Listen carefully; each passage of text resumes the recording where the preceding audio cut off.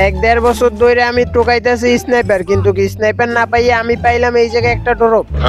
থাকবে এখন এই ড্রপে স্নাইপার। দেখি আগে টিমমেট গুলো আছে নাকি আশেপাশে। যাই হোক, সোরা টিমমেট গুলো আমার আশেপাশে নাই। তাড়াতাড়ি আয় লুট করে এই জায়গাতে জায়গা। আমি নাইলে এনিমিরে প্রথম শটের বেশি আর দ্বিতীয় শট লাগাইতে পারি না, কিন্তু আমার কথার লগে কাজের লগে মিল আছে। দেখছো তোমরা, কপাল রাখলে আমার মতন কপাল রাখো মিয়া। এই যে একটা স্নাইপার পাইছি, এখন এই আর্সেনালে আরো একটা পাইছি। আই মিন এখন আমার ডবল হয়ে গেছে স্নাইপার। এখন আমার এনিমির হাত থেকে এনিমিরে আমার হাত থেকে কে বাঁচাইবো? এই এনিমি কই? এনিমি এখন টোকাই টোকাই মারতে। এনিমি ওই এনিমি কই? এদিকে এনিমি আছে। ওই এনিমি কই? আরে এনিমি কই? উপরে না বলে এনিমি কই? আজকে স্নাইপার দিয়ে ফাটাইলাম না বাড়া।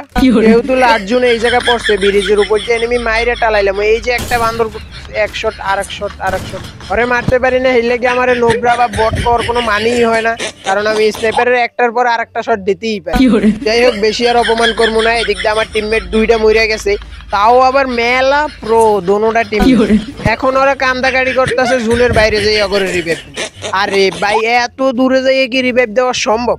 আর তাছাড়াও এই বেড়া, আমি কি জুন পুষার বেড়া? হ্যাঁ, আমি ডবল স্নাইপার লইছি। আমি এখন এইনে বইয়ে বইয়ে মনের সুখে এনিমি মারমু।